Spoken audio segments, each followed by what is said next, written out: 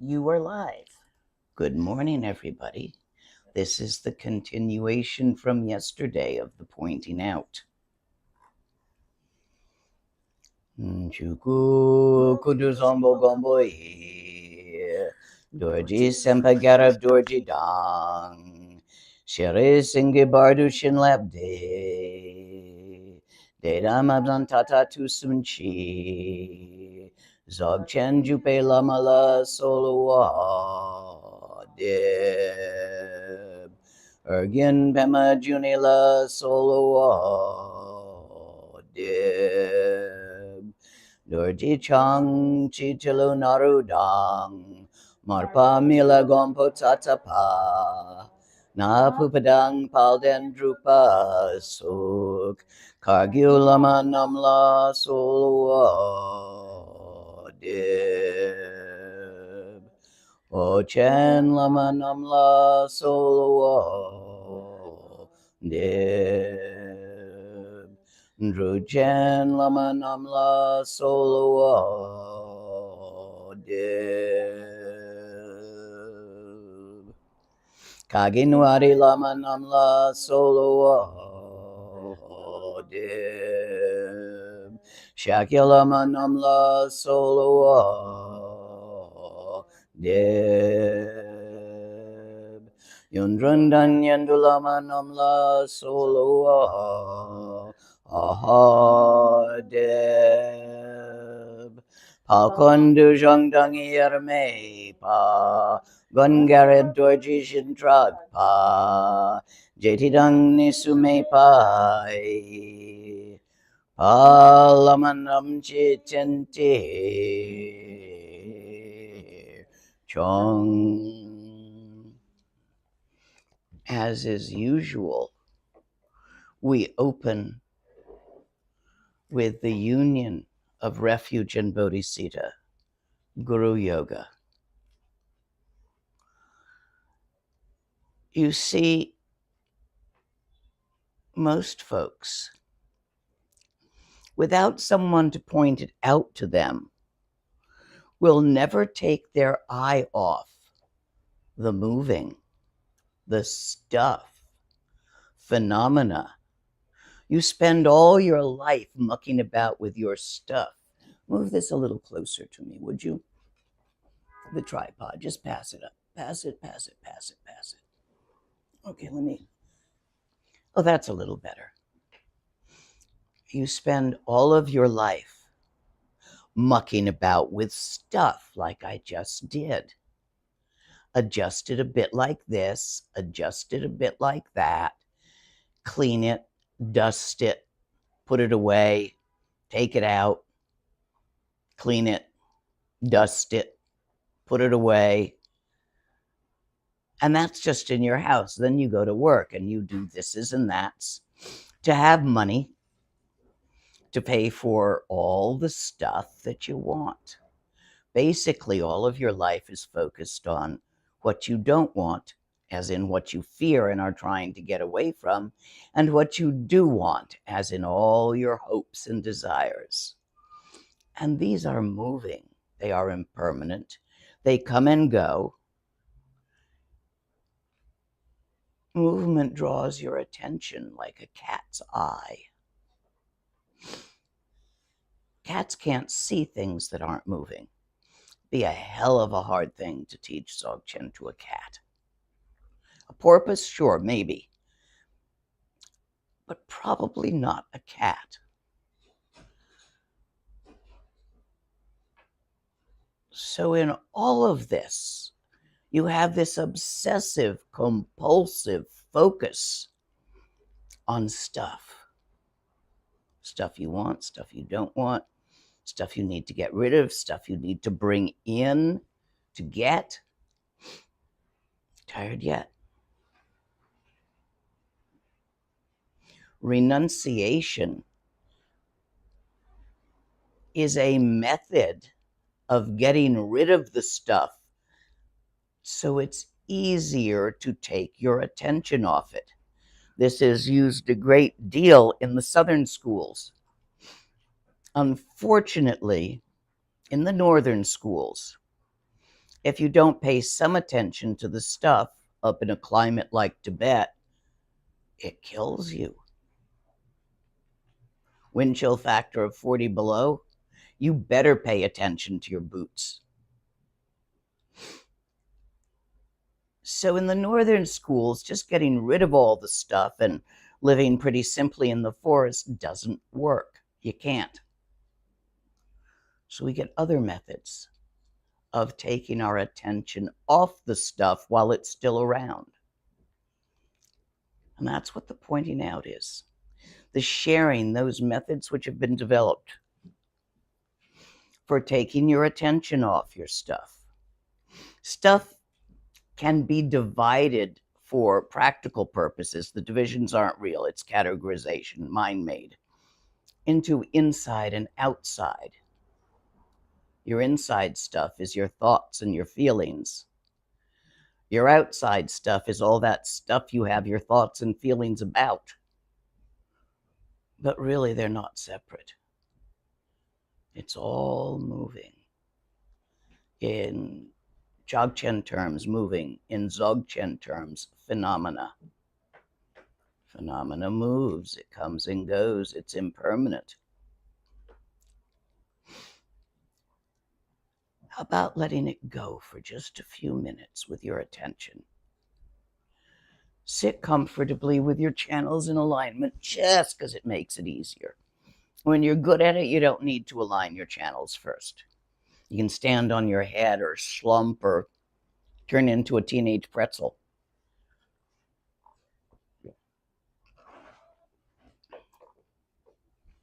But having your channels in alignment allows the chi within them to settle most easily. There's another trick you can do. It's a breath thing. Breath and chi are interactive, interrelated. They may even be the same thing. In some languages, they are. The word for chi and air and breath in Tibetan is the same, lung. What I'm going to have you do is take a deep breath in through your nose and let it out very slowly through your mouth, like this.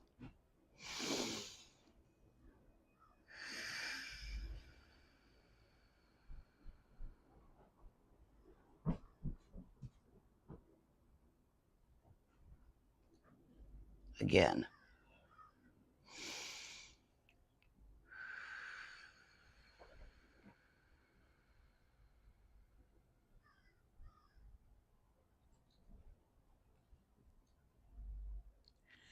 Now gently, without really doing anything, with your eyes in the focus I taught you yesterday, let your attention release phenomena. Thoughts are easiest. Notice what you're thinking.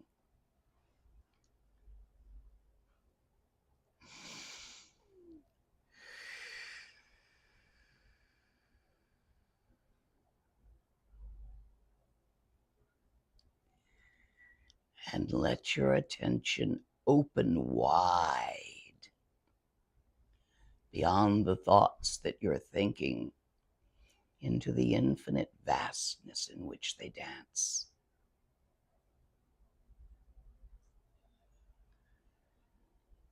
Feelings, sensations, perceptions the same.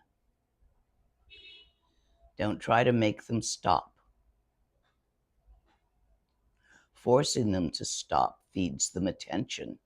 This won't work. Simply relax and return your attention to an open focus of awareness. This is called, easily enough, open awareness. This is where your attention, the attention of your awareness, is not focused like a bird dog,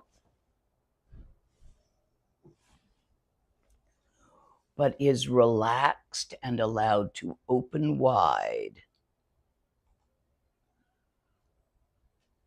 beyond all the thises and that's.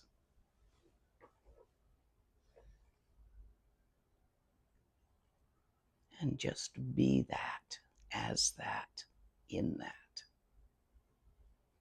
And it's not a that. The moment something catches your attention, you snap into point focus on it. And then you notice you did that. So you take a breath.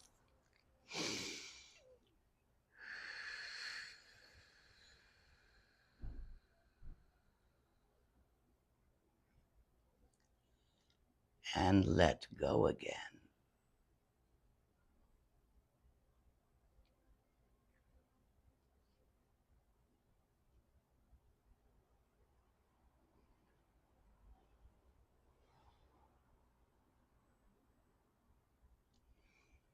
In Shine of Mahamudra, resting in stillness,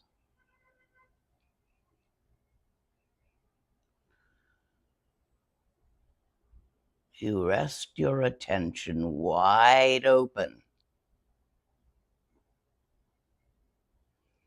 on the sky-like infinite openness, sky space, in which all phenomena arises and vanishes.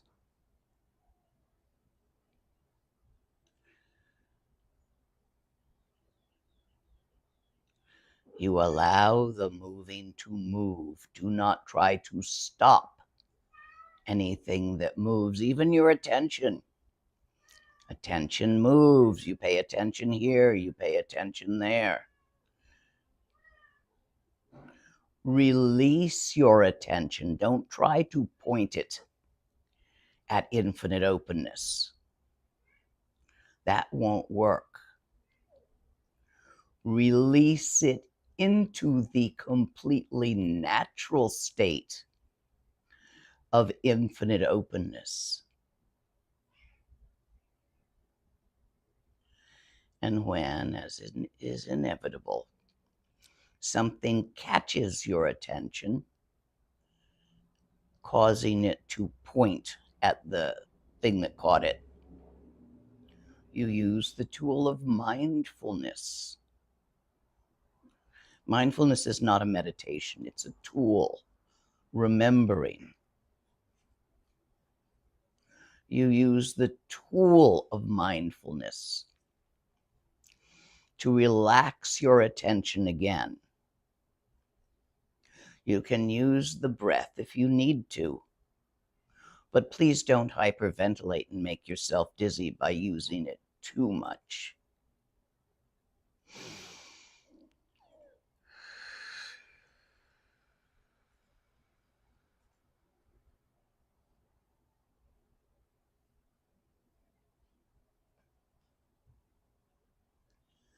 You see, at the end of the out-breath, there is a moment where the chi is still.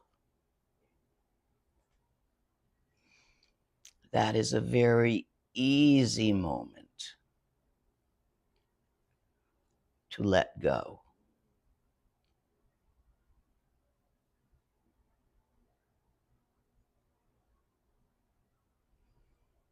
If you do this a lot, after some time,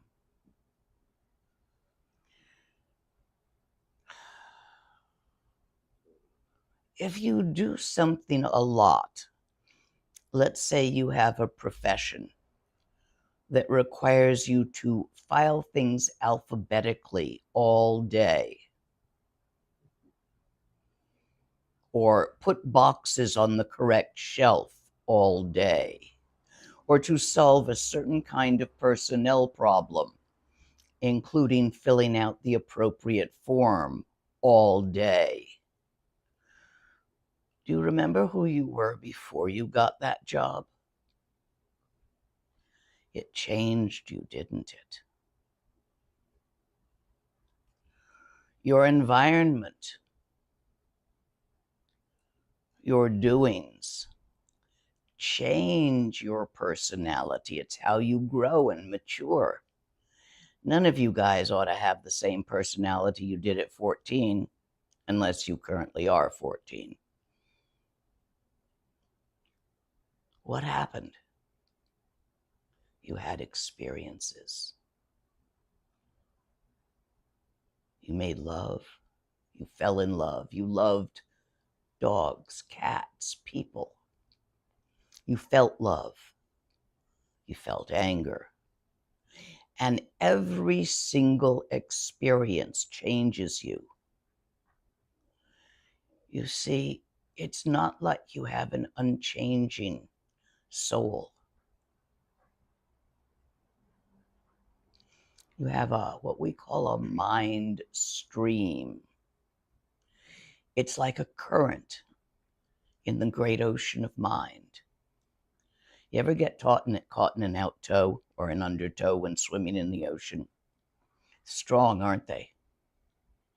These are your karmic propensities which make up your personality. And you have the habit of identifying with that personality, believing it to be real, not realizing how much it is going to change and mature over the years. Whoever you are today, you think that's who you really are and always will be.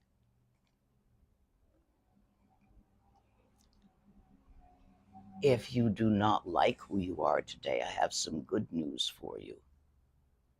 It'll change. If you do like who you are today, I have some bad news for you. It will change. Good and bad are relative. So this mind stream that flows through time, interacting with other mind streams,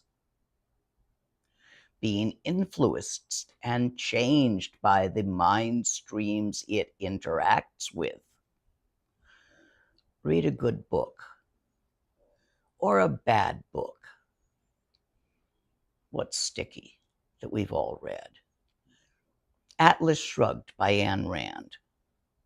That's a sticky book, and most of you read it sometime around high school. And it's written well enough that it seems very real, and it changes you. It can change you in most unfortunate ways. Or maybe they're fortunate. Whenever you pick up a book, you are interacting with the author and changing.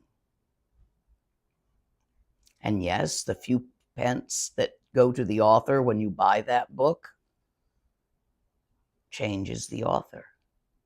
And the farmer who grew your food, and the truck driver who brought it to market, and the seller from whom you bought it, and from whom you bought the bag you carry it in. All of these mind streams have affected yours, in and out, flowing, a current in a great ocean.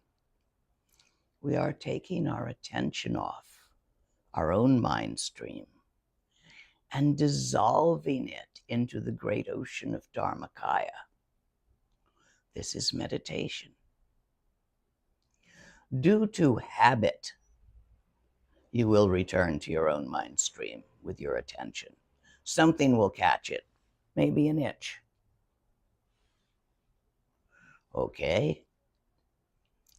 And then, using the tool of mindfulness, you notice that an itch caught your attention and you felt like a you again. Breathe.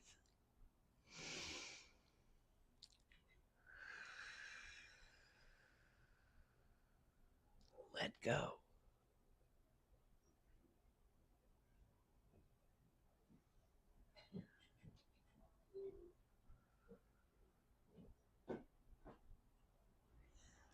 Let it relax. Release the point focus. Release the identification with your own constantly changing, impermanent, and moving mind stream. And be great ocean dharmakaya,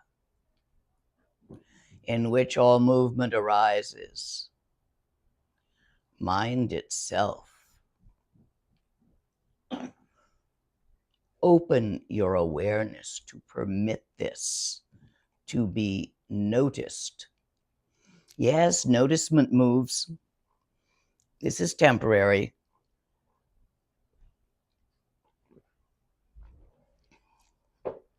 But by repeated meditation in this way, you change yourself because you have experiences of meditation, and like any other experience, such as falling in love and falling out of love, it makes changes in your mind stream. When we talk about karma, the mind stream is simply made of karma. How things affect it, cause and result within time, is karma. It's not about good deeds and bad deeds, sin and virtue. Those are really annoying translations. It's not about good and bad. It's about push-pull. I had a friend at one point who was suffering from poverty. It was stuck on him. Couldn't get it off. So I fished around and found where I'd been dumping my pocket change and gave him all my pocket change and said, go out, walk the streets, give this away, come back when it's done.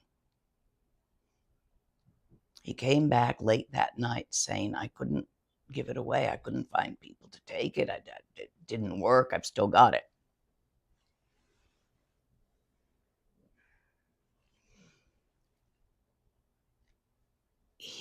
The shape of his mind stream was such that it would perpetuate the sensation of poverty. If he could have gone out and at that time, now we released it in other ways eventually. We used Tantra and symbols. It was a little easier. If he could have gone out at that time and happily given away money, each time you hand money to a beggar, you feel richer. When you give away, you feel like you have more. In fact, have you not noticed that money loves rich people? It tends to accumulate around them. That's not just this stupid trickle-up economy theory. When someone thinks that they have plenty of money, they will experience with their mind stream the sensation of having plenty of money. If you go out and give a $100 bill to a beggar, he will experience the sensation of having plenty of money for a short while. Might even be enough to pop him out of not having enough money. Especially if he goes and gives a lot of it away to his friends. And you perpetuate the enough and it spreads around you.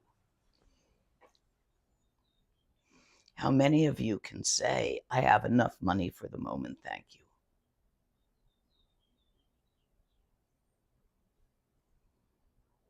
Hard, isn't it? How about I have enough time to do everything I want? Yeah, I see people laughing around me, especially single working mothers.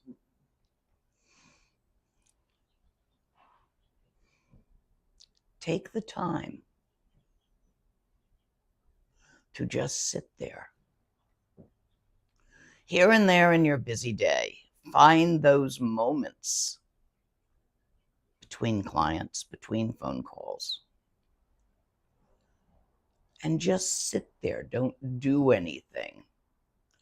give away time. It stretches it. So your mind stream, who you think is you, is not who you really are. It's a little tiny piece. You really are all of it. And meditation is simply going to teach you to relax into that, all of it.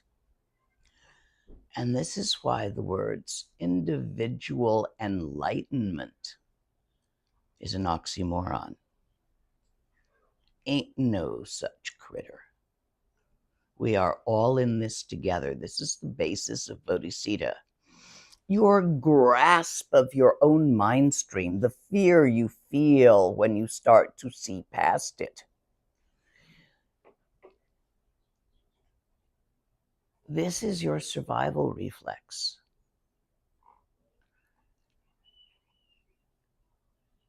The only thing powerful enough to overcome the survival reflex is love.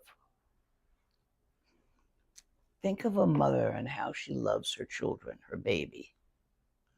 Think of mothers that throw themselves in front of trucks to push the baby out of the way. Fathers do it too.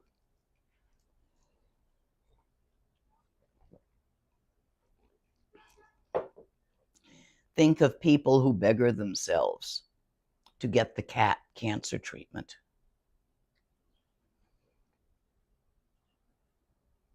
When they're barely making rent and food. And yet, love. Now take your love that you have for your children, and your dogs and cats, your friends, and don't limit it like that.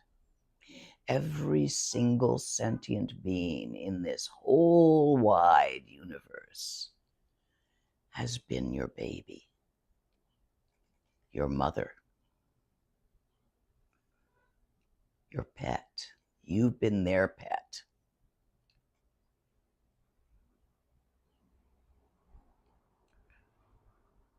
Without understanding that we are all in this together, at least intellectually, it's going to be very difficult for you to let go, even temporarily, to shift your attention beyond your itty-bitty, teeny-tiny personality that jumps around and keeps trying to take care of itself. But that doesn't mean there's a teaching in Tibetan, I think it's Lojong, where you're supposed to put everybody ahead of yourself. That's designed for big, male, kampa, sword-wielding horse thieves. That is not designed for Western women. You have to put everybody with yourself. Yes, your one is willing to throw oneself under the bus to save someone, but also be willing to care for yourself. Don't make yourself lesser or greater. It's both ego trips. Oh, I am the humblest one in this Sangha. Look at how much I give myself away, doing everything for everybody. I'm best. I've seen this happen. Tempting to take advantage of it when you're a Lama. Don't do that.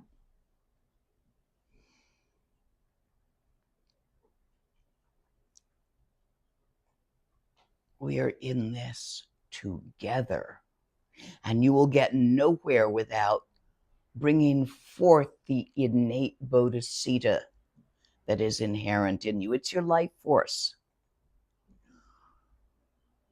We talk about taking refuge in dharmakaya, sambhogakaya, nirmanakaya, chukulonku truku. Do you know what these are? dharmakaya nature of mind.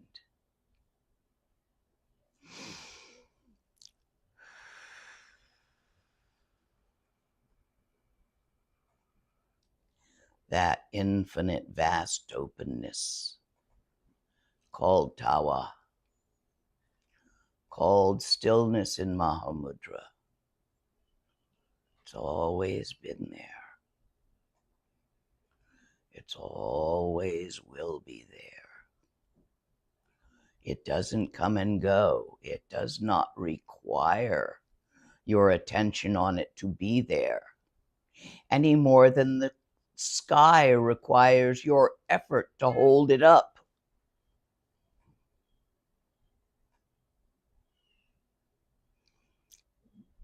Vast. Vast beyond even having such a thing as a center and edge. Forever. Infinite in both time and space. For time and space are concepts that arise within it. But how do they arise in this infinite empty vastness? Because vitality, lucidity, the ability to think, feel, perceive, are inherent to that vastness. It's not just a big dead old nothing. It's alive. We call that the clear light nature of dharmakaya. Clear light as in what is between my hands. Transparent light. You can see right through it. And yet by its being there, all objects are illuminated. You can see them through and by dint of the transparent light. If we were in the dark, you could not see anything. But there is light even though you cannot see the light. It is transparent. This is the clear light nature of the Dharmakaya. The vitality, the aliveness, the lucidity. It has a name. We call it Sambhogakaya, where all the gods are born. Place of symbols, for lucidity arises as symbols. Experiences are symbols of the vitality and the aliveness, which is inherent in Dharmakaya. Sambhogakaya is an inherent aspect of Dharmakaya. It is not a separate thing. It's not like you got a Dharmakaya over here and a Sambhogakaya over there. Sambhogakaya is the alive or the vital aspect of Dharmakaya. And because it is alive, it thinks. There are thoughts, feelings, sensations, perceptions, experiences. Those are called nirmanakaya, manifestations within phenomena.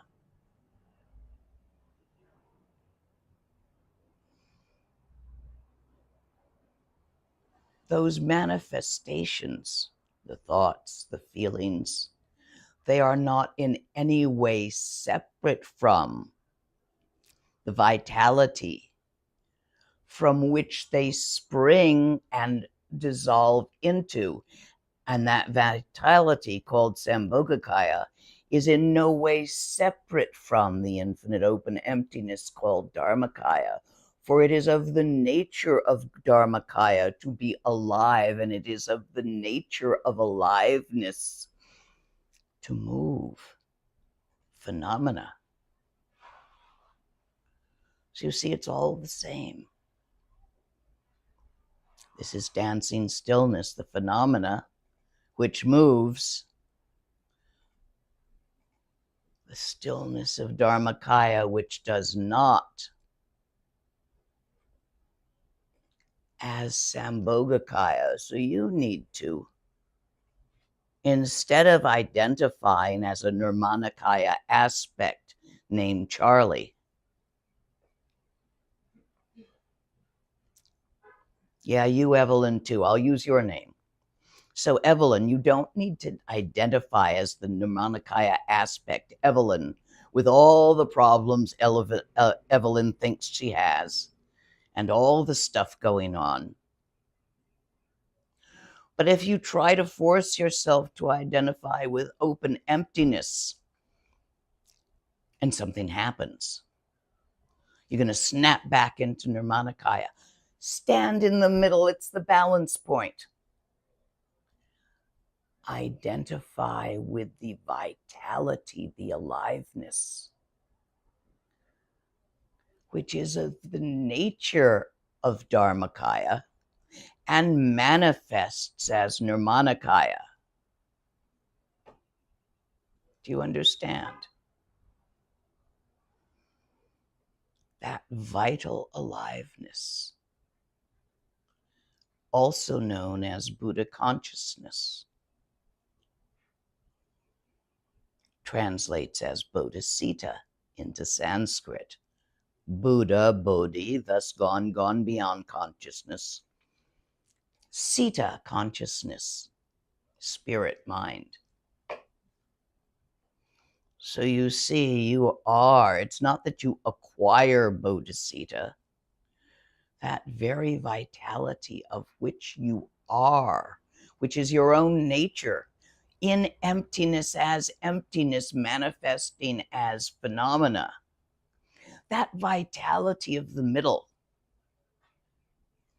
Buddha consciousness, Buddha mind, Bodhicitta, that's you.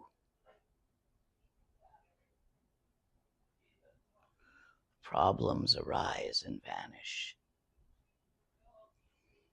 manifesting from the aliveness, in the emptiness as the emptiness. So relax a little.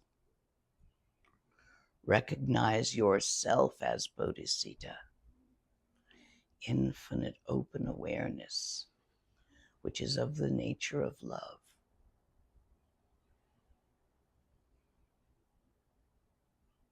And relax your attention. Allow nirmanakaya phenomena to dance as it will, arising in you and dissolving in you, created by your very own vitality. Open your attention wide.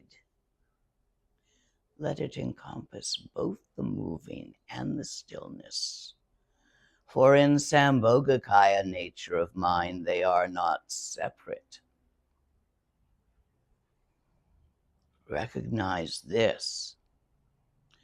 And the coming and the going of phenomena such as meditation, opening your attention, being happy, being sad, ain't diddly squat. It's simply a symptom, a manifestation of you who are innate vitality in emptiness as emptiness. Look at this. Relax and let yourself slide into be this.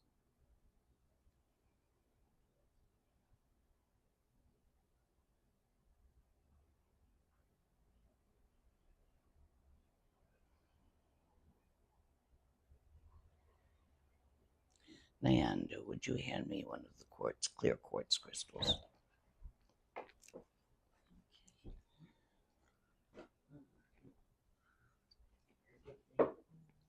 Altar. Yes. Oh, here we go. Not the clearest one. Pick a different. I really do need a clear one. Okay, more clarity.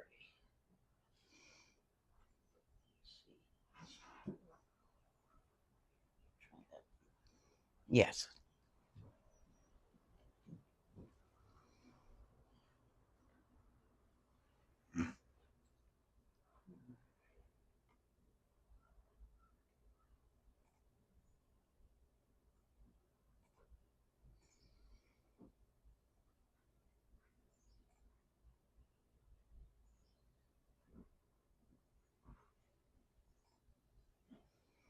Why am I showing you a quartz crystal? Well, partly because it's traditionally the third wong of zogchen. But why a transparent quartz crystal? Look at cultural phenomena with your intellect. In Tibet, they didn't have glass.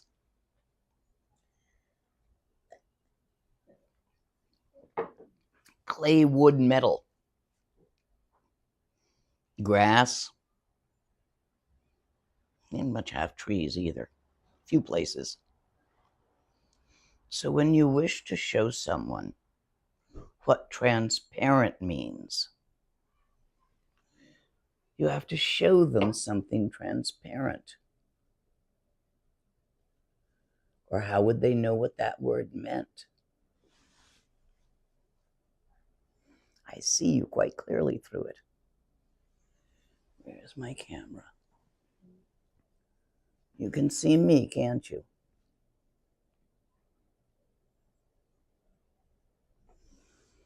Transparent phenomena is transparent. Oh, this goes in more strongly in the retreat, working with perceptions. It's easy to perceive inner phenomena, thoughts and feelings as transparent. So you look right through them, no problem. But it's rather hard to see outer phenomena, such as houses and trees, as transparent. Well, there's a whole retreat for that. We work on it later. It's not part of the pointing out. The pointing out is 4 wongs. The first wong is intellectually explaining how it works. Teaching about how to put your eyeballs, how to sit.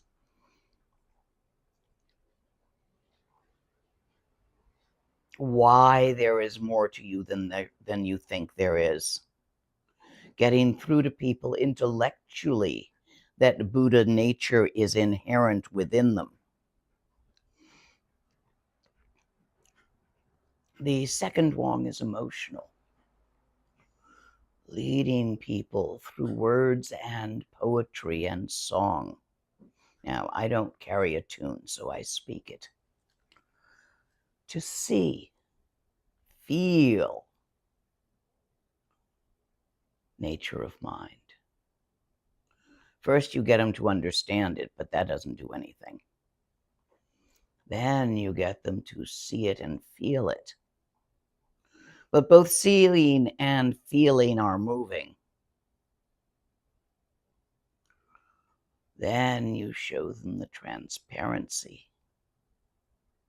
of seeing and feeling. This is the traditional 3 wongs of Dzogchen. The 4th wong is telepathic. Both yesterday and today, I have been zapping that out loudly. Perhaps you've caught it.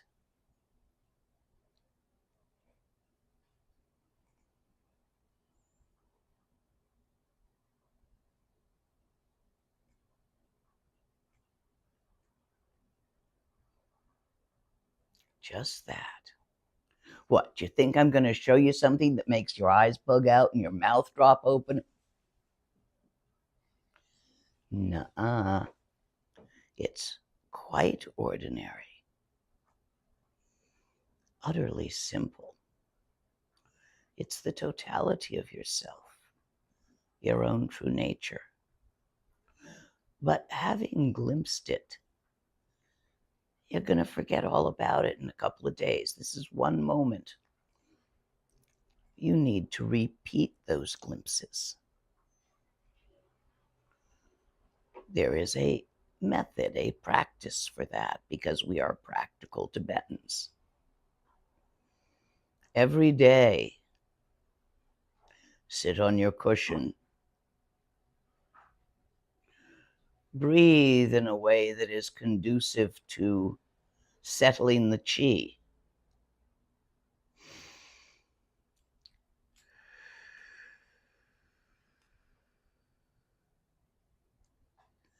Feels good, don't it?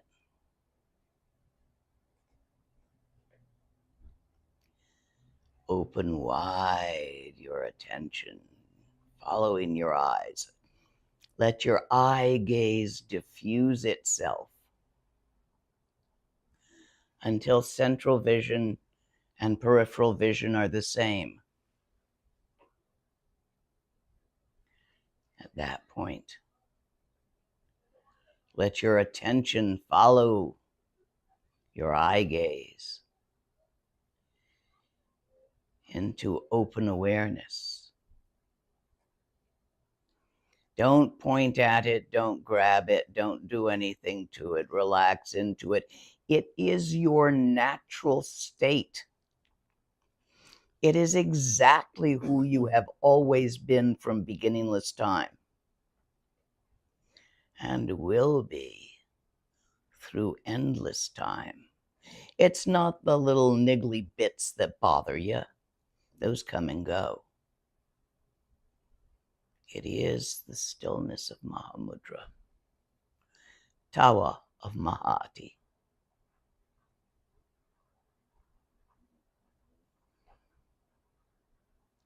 You've got to relax.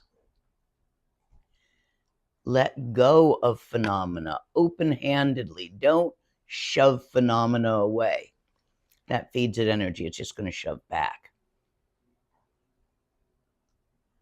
Relax your point focus of attention, which is on phenomena, and let it naturally and relaxedly open wide into the awareness which is the nature of Sambhogakaya and always has been, the vitality of the Dharmakaya,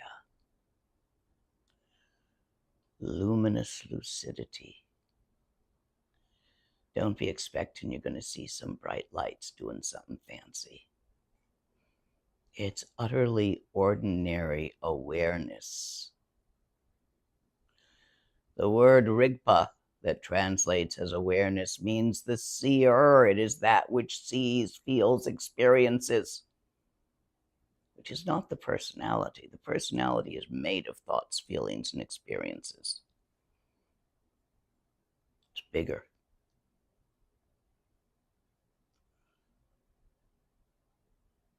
It's so big you can't even think about it. So don't try. Let go of whatever you are thinking. Let go of whatever you are feeling. Leave it be, let it dance. Don't try to suppress it.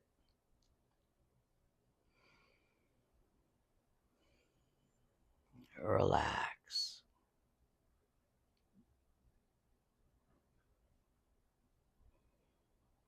Into the totality of yourself and everyone else.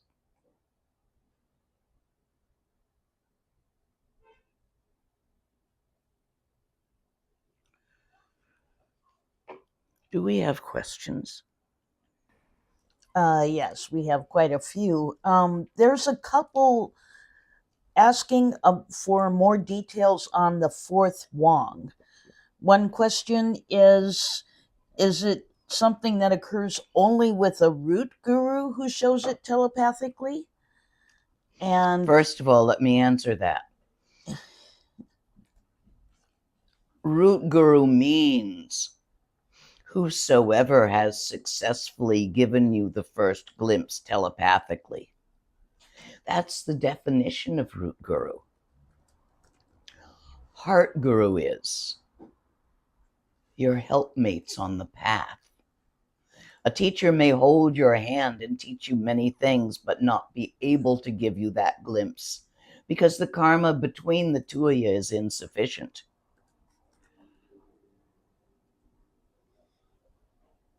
So your root guru is whosoever has managed to give you that glimpse, and everybody's going to try. Every zogchen teacher out there is trying to do that, give you that glimpse. Whoever succeeds becomes your root guru, even if you never see them again. Your regular day-to-day teacher is your heart guru, your Dharma friend. More on that. More parts of more that. on that. An interesting question, which is, what is how does the fourth Wang look from your perspective? What is your awareness like when you are giving transmissions in this way? I relax into it loudly. My teacher showed me. It's not describable. Wangdo Rinpoche was one of the loudest telepaths I've ever met. Even across language, with 6 words of English, he could do the Wong and get people in there. Amazing, amazing teacher. Old style. So he showed me many times, but he never described it. I don't think you can. So you just hang around teachers who are doing it until you get it, and then you know how to do it. It's the only thing I can say. Give me another question and I need some water. Or maybe Gilly or Molly. Molly. Well, there's the fridge, Molly bubbly right water. There. The blue rubber band. So, one moment while I pull the question up. We talked about the fourth Wang, and yes, one of the questions that came in early on is, what is your advice for people who are following this webcast and who are attracted to the practice but don't yet have a teacher? Practice. You do so have a teacher. I just taught you. What are you talking about? I may not be your teacher, but I'll do in a pinch. I'll be your babysitter until you find your teacher. I've had babysitters. Lama Yeshe used to say to me, I'm not your mama, I'm your babysitter, because he wouldn't give me the fourth Wong, because we didn't have the karma. He tried it a few times. Now I recognize, looking back, when he was doing that, it didn't go in. Of course, it took my own root teacher, Wangdo Rinpoche, 30 years to get it to go in, but I'm a little stupid. So I'm not the fastest one out there. Sometimes you know who your teacher will be due to visions or something else, a prophecy, a vision, whatever. Then you follow them around until it goes in. Sometimes you don't know, so you go to lots of teachers and they all teach you, and you follow their methods, and eventually one of them gets it in, and there's your root guru. You may not personally like them. That's okay. You can still spend most of your time with other teachers. Do you understand? You don't have to pick a single teacher and go, that's my guru. It's something that happens organically over time, unless you're one of the ones that gets a vision. That doesn't happen to everybody. It happens to some people. Next question. Even if we are resting in the view all or most of the time, is there a particular benefit to continuing to arise as the Yidam and other tantric practices in order to benefit beings? It creates gewa. However, to rest in the view, tawa, to practice laktong or trekcha, if done properly, to really spend one session in the view, it creates more gewa than a monk who recited and wrote out texts his entire lifespan from childhood through old age. Doing it, 16 hours a day. Even so, he would create a very great deal of gewa. But the yogi who sits a single session in true trekcha creates more gewa.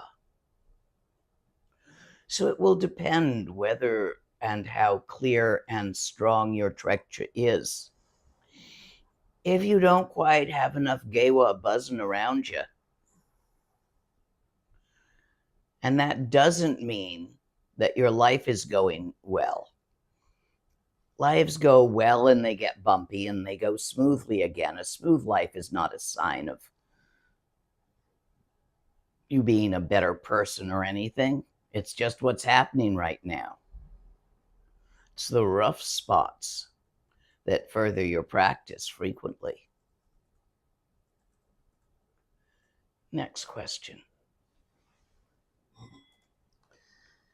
I fear that the luminosity that you pointed out will not be in my notice in the death process due to an ignorant state of mind, like sleep or coma. How can I assure myself and be free from that fear? It is possible that you will die in such a way that you will not be able to practice. One of the ways to reassure yourself is to practice dying again and again. I'm going to do a retreat on that real soon, where we're just going to get together and practice what the process feels like. That helps you a lot because it becomes familiarity. And regardless of dying of a coma, there will be opportunities in the bardo when you know the bardo well enough to spot them. That's the coming up retreat. When is the death and That's dying? the March 22nd, here in New Orleans in person, but it will be telecast for those who can't get here. But come, y'all, if you can. It's a little bit stronger in person, some of this stuff. Maybe. Depends on you. Next question. one moment here. This is a follow-up question. You were talking yesterday about both the practice and functioning in a reality as if you're trying to keep a dream consistent. Am I repeating Yes. that? So the question has to do with how best to respond to other people's actions that might Politely. generate anger or stress or fear or what have you. They're not generating these things in you. You are. As you bounce off them. They're just going about doing their thing, whatever they think it is. You may experience stress as you bounce off certain people. It's not the person you're bouncing off. Don't put it on them. Practice working with emotions so that your stresses, your angers, your feelings, you know what to do with them in a zogchen context. The simple instructions are this. Pick an emotion. Anger is a good example. Imagine something that makes you feel angry. Think about the government. That'll work for most people.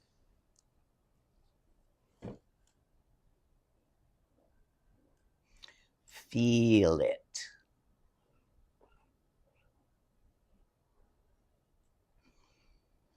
First, find the feeling within your body.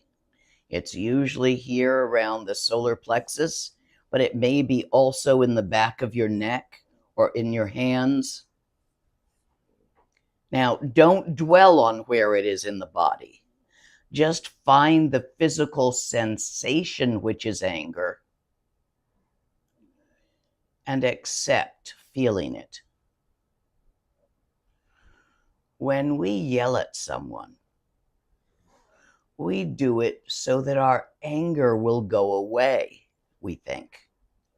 We want to release our anger by throwing things and yelling. You just pass it to whoever you yell it at. You can anger back and forth, watching it get bigger and bigger for quite a while. Instead of doing that, instead of acting on your anger, which is a method of trying to make it go away, be okay feeling angry. Just sit there and feel angry. Don't suppress it. Don't try to pretend you're a good practitioner so you're not angry. That's crap. It'll come out your ears. You'll end up kicking the dog later. Instead, just be okay with feeling that. It's a feeling, a sensation, an emotion. Nirmanakaya manifestation of Sambhogakaya vitality in the infinite open emptiness of Dharmakaya. So you're angry, so what? Just feel it.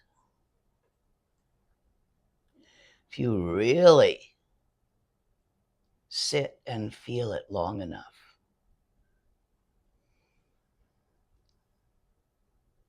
stripping it naked of the story you tell yourself about why you're angry, why you should be angry, why you shouldn't be angry. Using basic Trekchita, looking through the thoughts, seeing nature of mind as the thoughts arise and vanish. They sort of dissipate, and you're left with a clump here, and relax with the naked clump of a feeling, a naked feeling. It's not wearing the clothes of whys or wherefores or shoulds and shouldn'ts. Just feel it. Anger will open up into an incredible sense of clarity, as will fear. Fear and anger are the same thing. Some people turn all their anger into fear instead because they don't like being angry more than they don't like being scared. And some people turn all their fear into anger instead. It's cultural which way you do it. Just be angry and let it be okay that you're angry. Anger opens up into the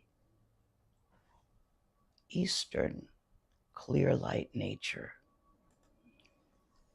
the mirror-like wisdom of equanimity.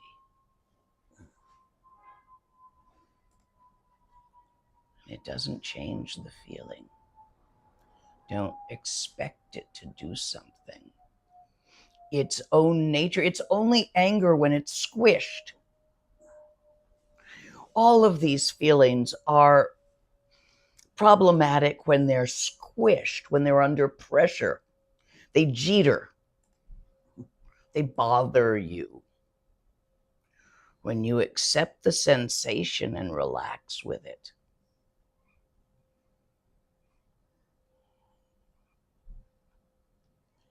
anger opens up into mirror-like wisdom, as does fear. Lust and loneliness open up into Bodhicitta.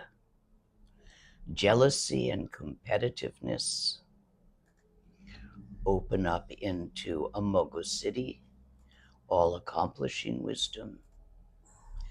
Avarice, pride, humbleness is a kind of pride. These open up into Ratnasambhava, the wish-fulfilling jewel. It's not that they open up, it's that this is what they always were, and your squishing of them causes them to distort into anger, fear, jealousy, all of these emotions. When you stop squishing on them, they're trying to get rid of them or justify them or anything. They are what they always were, the 5 Dhyani initiatory Buddhas, symbols of the vitality of Sambhogakaya. But you got to practice this a lot. I usually teach it in a 2-day retreat. That was the short version. There will be one of those retreats coming up before I leave to go travel. Next question. Another question is, what is Dharma Dhatu exhaustion?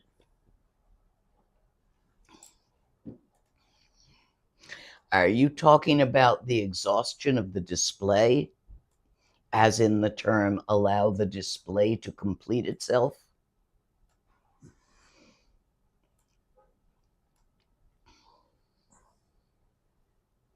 I've not heard the term Dharma Dhatu exhaustion, so I'm not sure what it is you're asking about. Here, wait a minute. No, he's not answering that. Maybe Martin knows what that term is. He reads it even more than I do. Try another question. Okay. Because I don't actually know the term Dharma Dhatu exhaustion. I can't tolerate a thought on a possible birth in the Kama Rupa. What is the most certain means of achieving, quote, never coming back, end of quote? Okay, and please don't use Sanskrit words. I don't know many of them, but I do get karma rupa, samsara.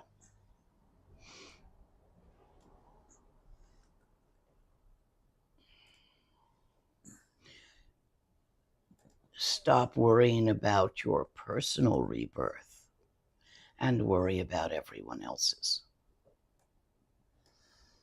That's your answer.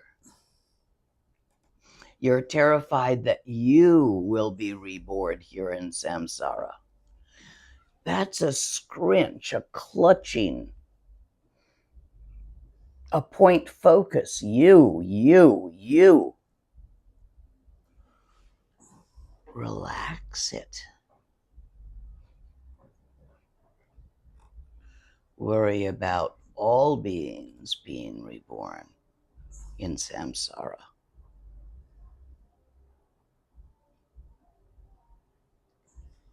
It's the you have to relax about. Next question. Isn't it advised to do shine with a white awe or use concentration? I am able to slow down thoughts or not be bothered by them and reach a calm state of mind. Is that Nepa?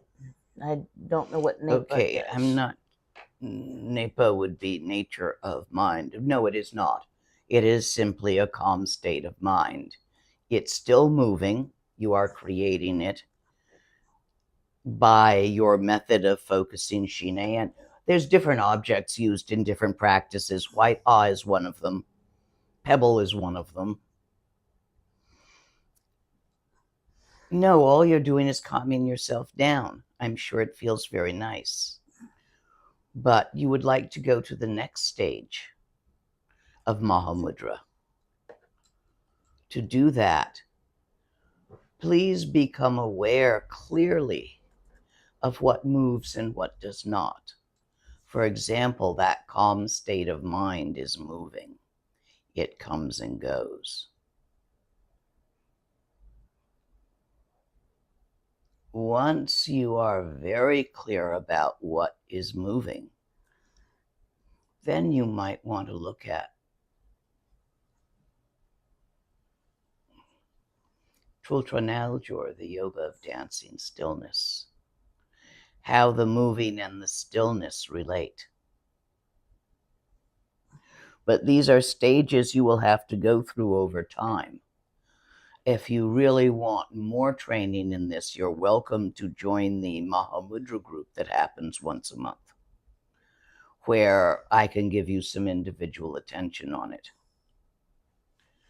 Or if there is another teacher you would prefer, go to them and have them give you individual attention on it, because you need some.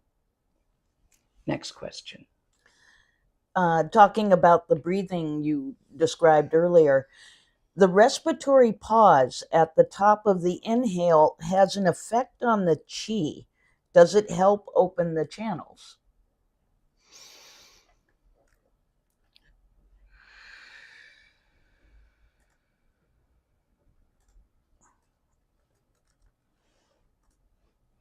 Yes, it can.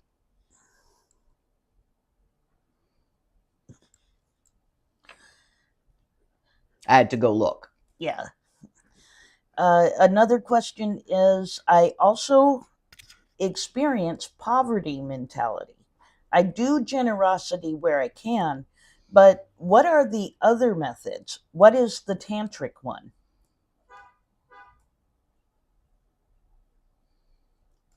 What is the name of the guy holding the mongoose? Come on. Some student somewhere. It's on the tip of my tongue. I hate when that happens because I'm old. There are practices. Martin, would you type in Jumpal? So there's a practice. You can go get the Wong and the practice. That's not the full name, Jampa. But it's Jampa something. Martin, would you type it in for me, please? The wealth archetype. You have it there. No, my memory says John Pulcini, but I don't think that's right. I don't think so either.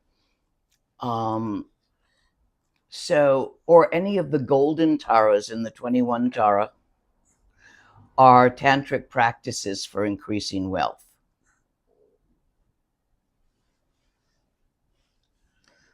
Let's see, Martin. Zambala, thank you. So the Zambala, it's an archetype of wealth. There's many beautiful stories about it. If you can pick up the Wong for that, check around, see who's giving it, and then do the practice and the mantra. That will help. Or if you look in the 21 taras, any of the golden colored ones involve increase.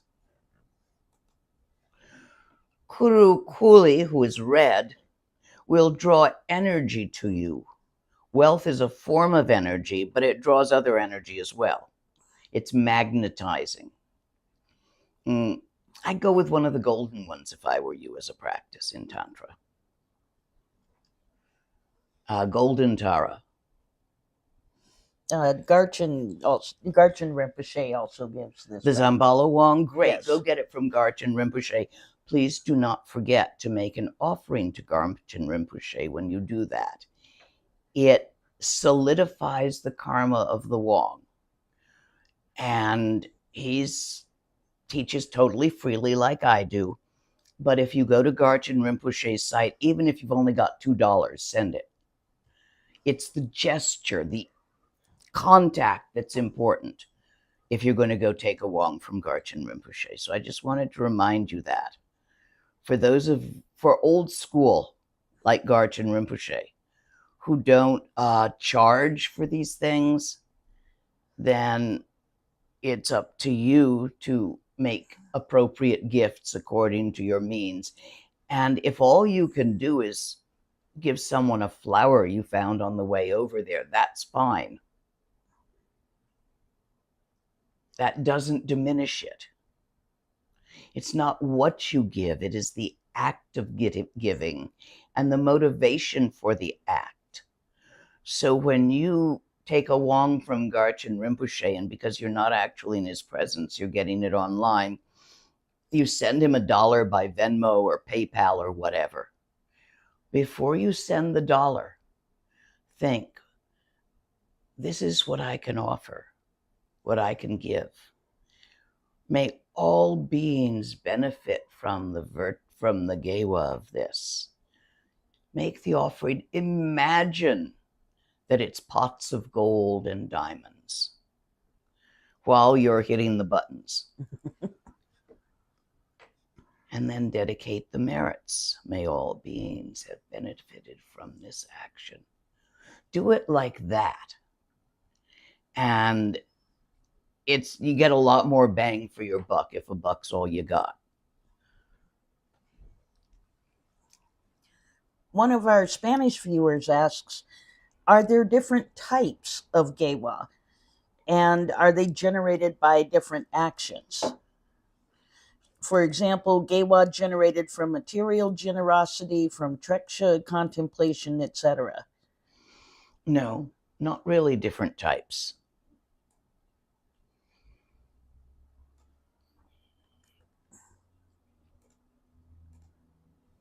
Gewa is open, happy relaxation. That's what it leads to. Anything that furthers relaxation, openness, the opposite of stress in the universe will create Gewa. Especially, but it depends on the intention. If your intention was not to do that and you do it by accident, it doesn't do much.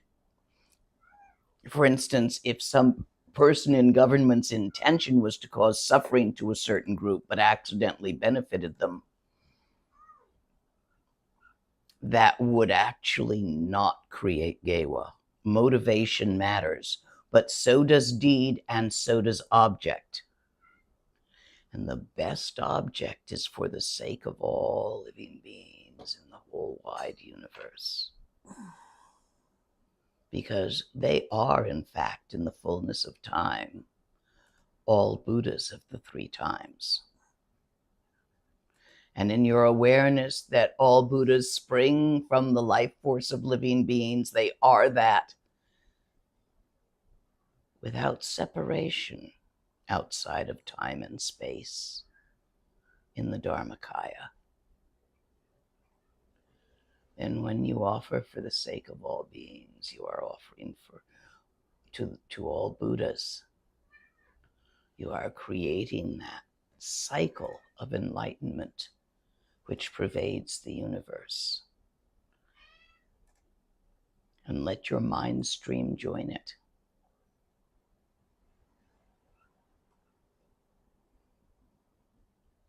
Dharmakaya is beyond time and space. So is Sambhogakaya after a fashion. Sambhogakaya is an aspect of Dharmakaya. It is the vitality of Dharmakaya. Vitality does not come and go. The form it takes comes and goes, is born and dies. That actual nature of vitality, which is Buddha consciousness, Buddha mind, which is inherent in all life, even the tiniest bug.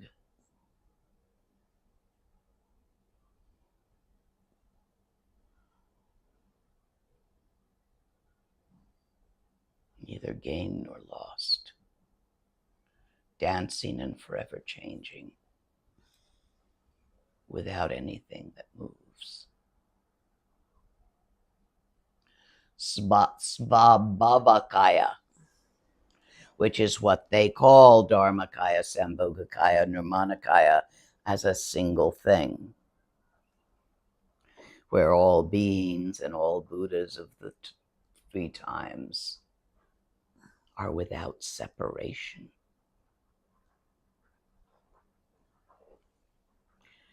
Next question. Unless we're running out. Oh, not quite yet.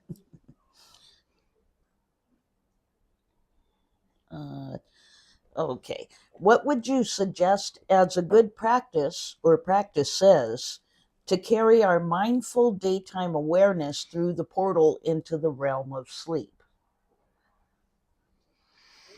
I guess. Do you swallow a dictionary or something? I guess they're asking about dream yoga. You can do dream yoga. You would just simply do your favorite practice while you're going to sleep.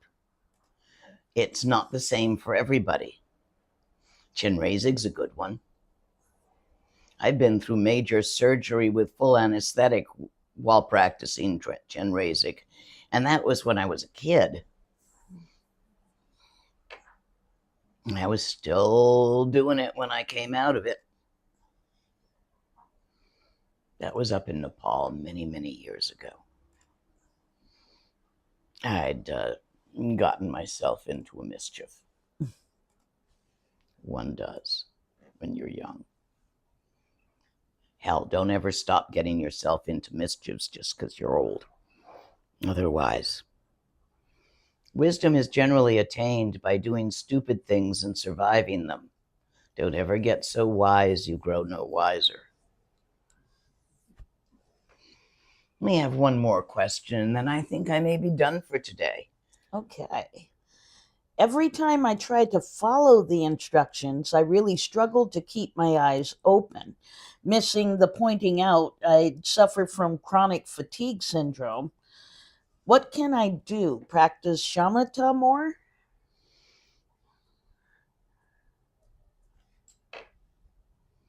Okay, chronic fatigue is an interesting medical issue. Often it's called post-viral syndrome.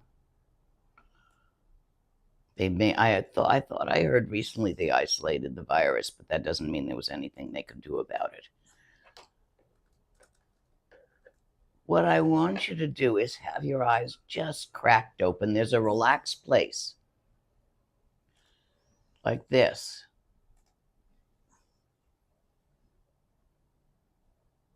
where you're not actually using your muscles to keep them open or your muscles to hold them closed. You're just letting them fall where they will. Try that. In Tibet, we often use support straps to hold ourselves upright. If you have chronic fatigue, you may find it useful to jury rig a support with sashes like a zen that goes around your shoulders or around the backrest to your shoulders and ties in front so that you can lean into it without slumping, so that it holds you in the right position. Because using your muscles with chronic fatigue, you've only got a certain amount of spoons every day. So you don't want your meditation to use up spoons, which means muscle use or brain use. So you want to really have your muscles all completely relaxed while your channels are in alignment. So figure out some kind of tying or suiting or something that'll help you do that. And don't use your brain for it either. Use your heart. Drop down out of your brain into your heart. Relax your brain. If the neurons want to jump transmitters between them, let them do it. If they don't want to, don't make them. Trekcha done properly can be very refreshing for someone with chronic fatigue. That doesn't mean it's going to cure you, but you can find the process, if you do it with enough relaxation, that it can be refreshing. Really, it's going to depend on your day and what else you have to spend your spoons on and how many you started with that day. And most of these questions now are getting about people's personal practice. So I want to suggest I have groups where I meet together with 50 people at a time, more or less, to help them with their personal practice. The groups meet approximately once a month. Anyone is welcome to join one of them for a while and to wander off when they've had enough. No commitments. Doesn't mean I'm your teacher. It's just a way to get more teachings. So there's one on Mahamudra, if that's what you're doing. There's a Tantra group, if that's what you're interested in. There's a number of Zogchen groups, beginning Zogchen, and they're broken down by language groups, so the translators don't have to come both days. There's 2 beginning Zogchens. Join the one with the least people. I think there's 2 intermediate Zogchens. So again, join the one with the least people. It's not a commitment, but if you don't turn up for a few months, we'll probably drop you from the list and you have to join again. And that's how it works if you have more personal questions, because now I think we're down to my own practice. Yeah. And that's not quite what I want to work on today. This was mostly the pointing out. And that's the important piece. It's out on YouTube. You can listen to it as many times as you will if you don't or aren't sure if you got it the first time. That's why we put it on YouTube. The more you relax out of your space-time continuum belief systems while receiving a Wong that has been recorded, the easier it is to catch it. So when you go out and get one of these recorded Wongs from YouTube or from Garchen Rinpoche, spend a few moments first just letting go of your belief system in the reality of hours and minutes, of miles and kilometers, because those are made up things. Man-made time.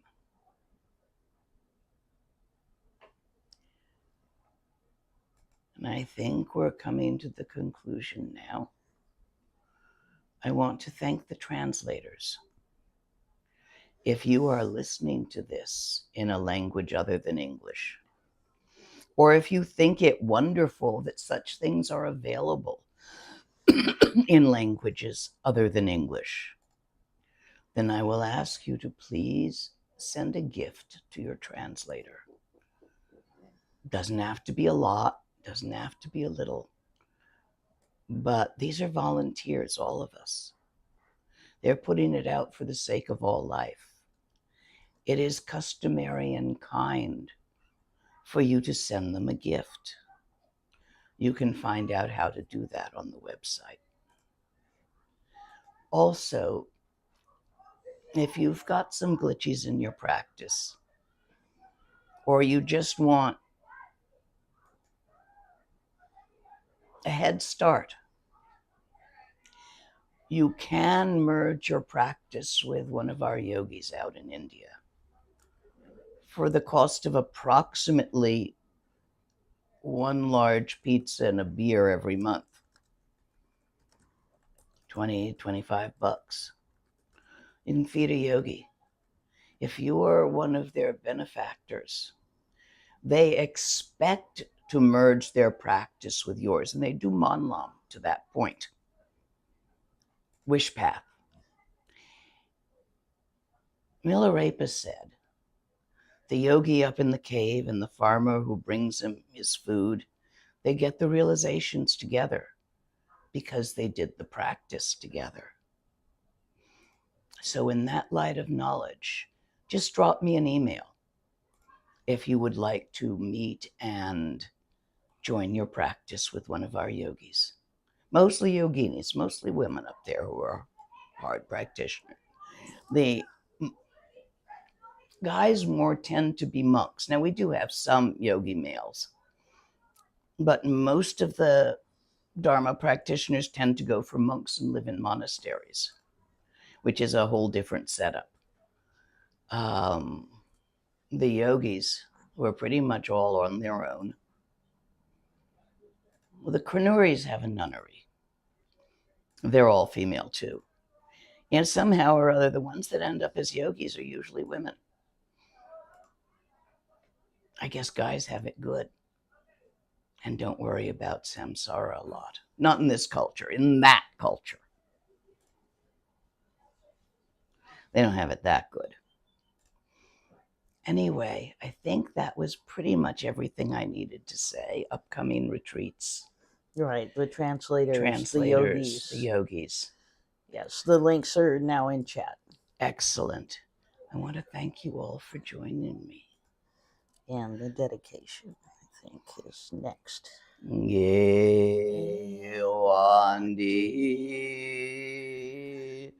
nyur dudag chi chi sala go pashu.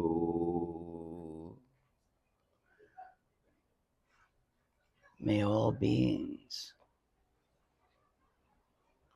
find true happiness of freedom. May all beings recognize the nature of their mind. We are complete, Nyando.